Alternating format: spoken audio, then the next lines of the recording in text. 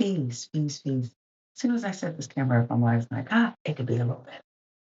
Um, so before we get started, I'd like us to do a little breathing. There's, it's almost like just time. There's always time, but it's good to sit still for a minute and breathe and center yourself. So if you can find a quiet or still place, um, even if it's even if you're moving, if you can just be mindful of what you're doing, being safe, not if you're driving, but if you are doing things around the house, as you're doing it, if you can be mindful of what your hands are touching, what your eyes are seeing, what your nose is smelling, what your mouth may be tasting, and what your ears are hearing. Can I do all of them? We could just pay attention to our senses for a second. It has recently snowed here, and people were so excited in good and bad ways about the snow. So it's been a lot of energy and swirling around that amidst so many other things that are happening. So if we can just sit still for a minute and ground ourselves or stand for just a moment, putting your hands on your knees, wrapping yourself in a hug, touching your shoulder, anywhere where part of you can connect with another part of you.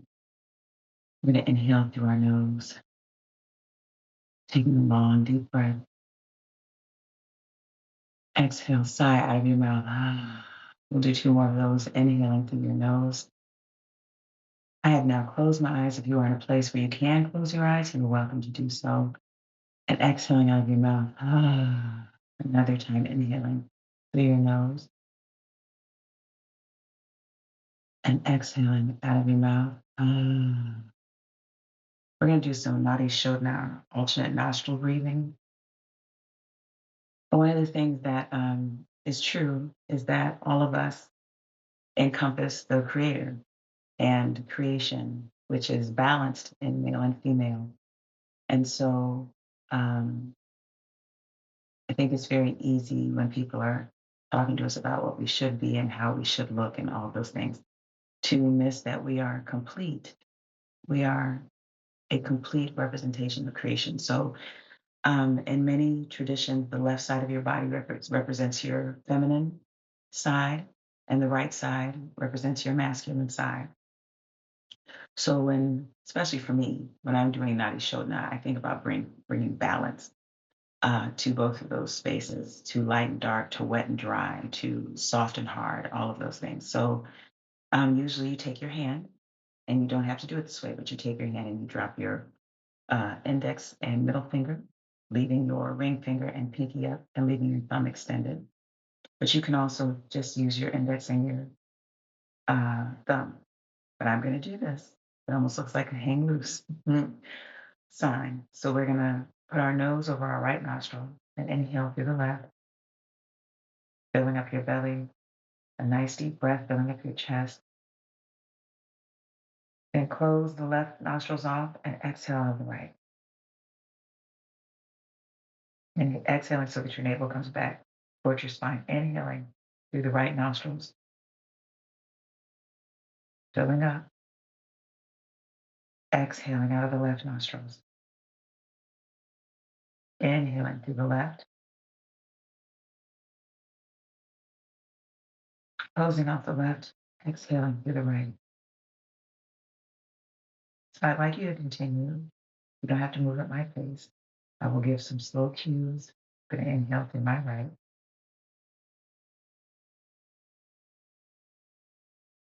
Exhale out of my left.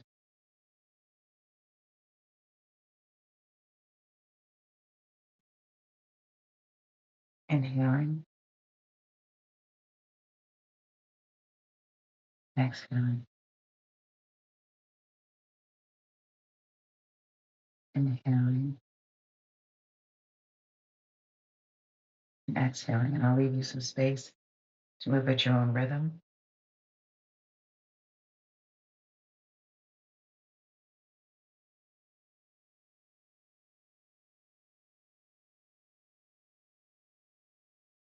Release any tension you may be feeling. Unfurl your brow.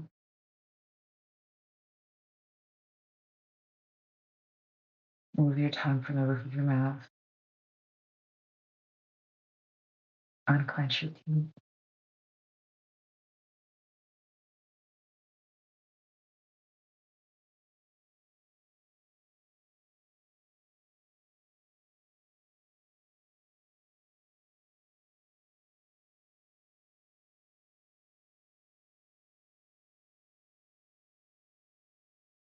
Few more cycles.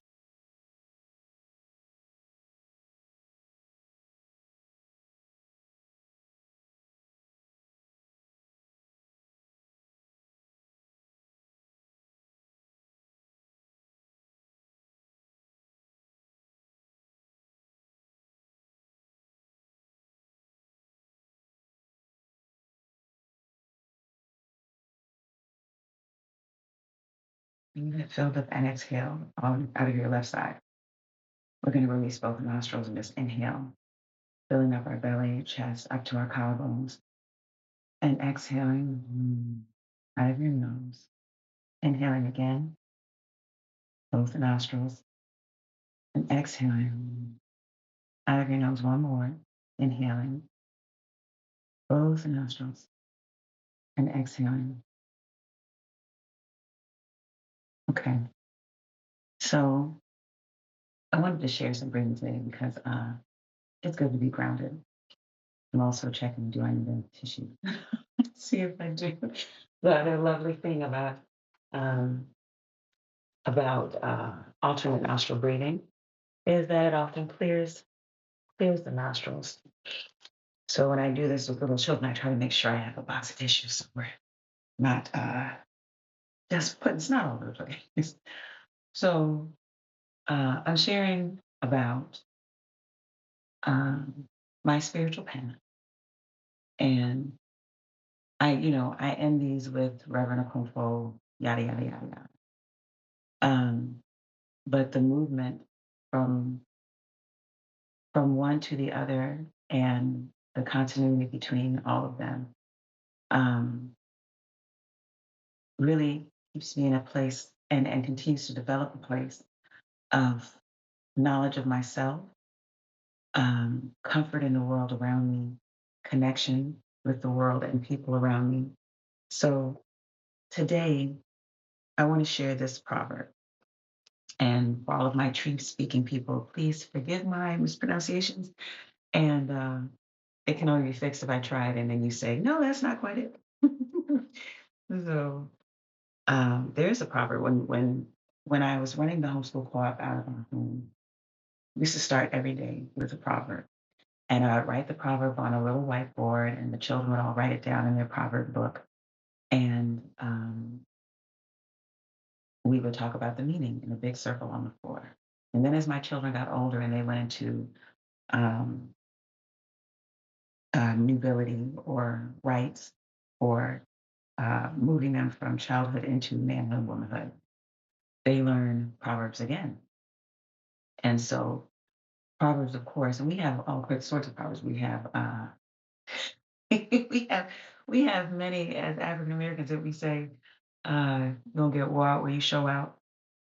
I can show you better than I can tell you. It's a lot. And there's beautiful ones that aren't always, always a hint of a threat underneath.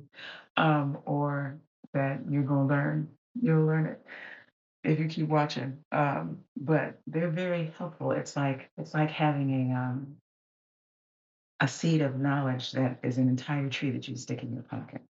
So the proverb that I want to share today is Obi Chere Akwada Nyame. And basically it's saying no one has to sow a child God. Um, and there's a proverb that speaks to Proverbs being like palm nuts. And palm nuts give you all kinds of things. They give you nourishment, they give you oil, they give you spirits or liquor, if that's what you choose to do. You can use them as medicine, you can use them spiritually. So every proverb has many ways that it can be interpreted. And for me, I think about my spiritual journey overall in life.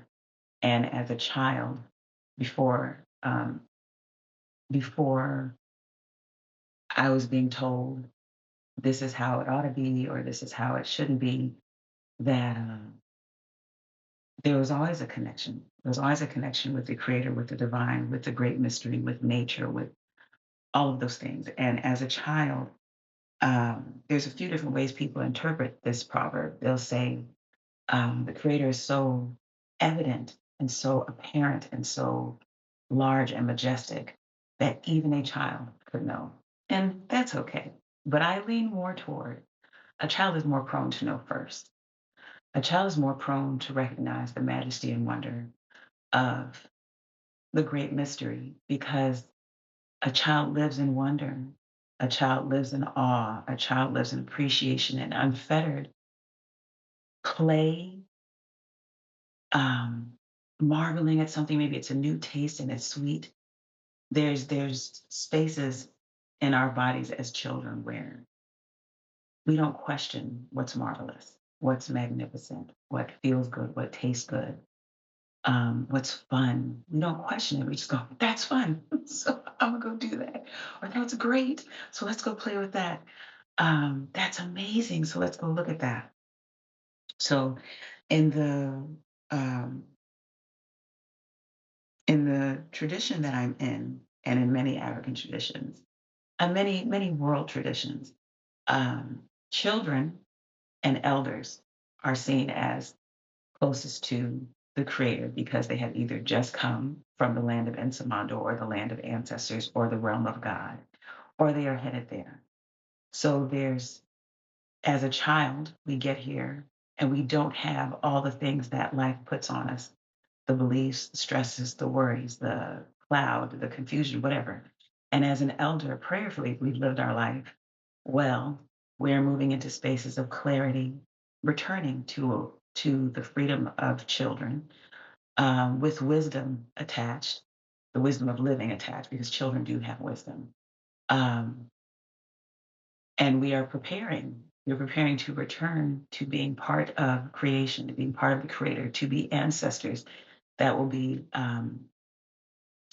of service, blessing, and love to our descendants. And even as we look at that, like there are spaces where children are called Nana and elders are called Nana. And before I ever ended up as an Okomfo or an Akan priest, I was um, my mommy's mommy. We call her Nana. So the first time I heard Nana, I was like, oh, that's that's my mommy's mommy. That's my Nana. Uh, so when I think of my my introduction to the Creator, I think of my mommy's hugs. I think of the comfort, the smell, the sound of my mother. Um, the I think of things like the first time that my father showed us putting a peppermint in an orange around Christmas time. And we were like, what? And then what that tasted like, and then what the meat of the orange tasted like, and the juice that was inside the orange, and then the colors that were inside the orange once the peppermint or the candy cane had melted into the orange pulp. Like there were, I had never seen that before. He showed that to us. One of my first, one of my earliest remembrances of wonder and awe um, was watching ants. Was watching ants on the sidewalk out in front of my parents' home, uh, watching them be about business. It was sitting in my mother's flower bed in front of the house, and I remember running into the house and telling her, "Mommy, the flower said Jesus is coming." Maybe I was somewhere between 3 and 5 because I remember that. I remember running into the house to tell her, into the kitchen to tell her. Uh, I remember feeling connected to our Christmas tree. I think I've shared that in another story in here, but feeling connected to our Christmas tree. I would lay on the floor under the Christmas tree and smell the pine and look up at the lights and just get quiet. And when it was time to throw the tree out, I remember one particular year, maybe I was 7. Oh, there's a picture circulating of me boohooing and crying. because we had to put the tree out. But at that point, the trees needles are shedding all over the house, and it wasn't until maybe that age that I began to understand that as soon as the tree came into the house, as soon as the tree was cut and we purchased it, and it was separate from the earth, it was already beginning to perish. But I was thinking, we're putting the tree out, someone's going to hurt our tree. Excuse me, we're leaving it out here to die.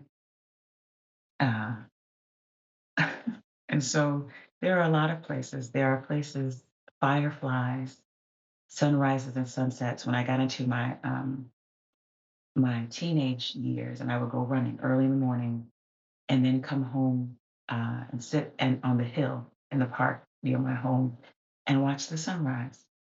Um, so there's just so much. There's so much beauty to be seen, and so I think that even I know that the wonder of being a child, the connection with everything around me, and put your fingers in the grass.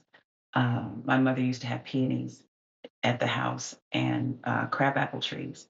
And the ants would help both of those things. The crabapples on the trees develop and the peonies open, which I found out the hard way one time picking peonies with ants all over my clothes. I think about my mother's wonder at nature and how she shared that with us, and how that has given me another place to appreciate the creator, to appreciate all the different places um, that I, being part of the great mystery and me appreciating the great mystery, can be found. And there's a great appreciation for music that was shared. Um, my father's musical knowledge is like an encyclopedia. And so the being able just to hear in between notes, to hear harmonies in between notes, to hear the connection to other songs in those harmonies. My father sang in the church choir, and my mother um, directed our children's choir. So even the feeling of being in the choir and having other voices coming past you and hearing your voice mixed with those voices. I have been many times singing and had to drop my head because I was in tears at how beautiful that is. So even as I look at my journey to and from back again, just connecting all of it on places that are often deliberately separated, where one is vilified from the other, and in my own personal reflections from Christianity to Akan culture to practicing yoga and all the many places in between where I've been blessed and privileged to be able to see other people's expressions of their appreciation of the great mystery and the creator. This week, I'll be sharing on that and the wonder and awe of being able. I still remember running around in the yard and to catch fireflies, marveling at cocoons, um, being barefoot, being naked, which was not my mother's design. coming coming outside with naked and unashamed with my bathing suit in my hand, asking my mother to help me put it on. Um, just being that pure and innocent and being able to appreciate the world in that way. For me, that's my entry point. That is how I know. That's how I know God. That's how I know Odumakama. That's how I know my ancestors. That's how I know the great mystery. And at the beginning and end of all of that, that's how I know me. So the journey, my spiritual journey, has always been a journey back to me, and it began with the joy, excitement, and awe that I had as a child with the earth around me. So I encourage you today, this week, with all the noise that's around, with news, social media, all the things, not that we shouldn't be aware, but to pay attention to your body, um, pay attention to when you need to back up for a minute and take a moment, watch the snow, listen to it crunch, listen to the wind, um, listen to the people around you, and enjoy being connected. So this again is Reverend Okonkwo, Wally Yogi, one of my sister audience saying, I'll see you tomorrow. Peace.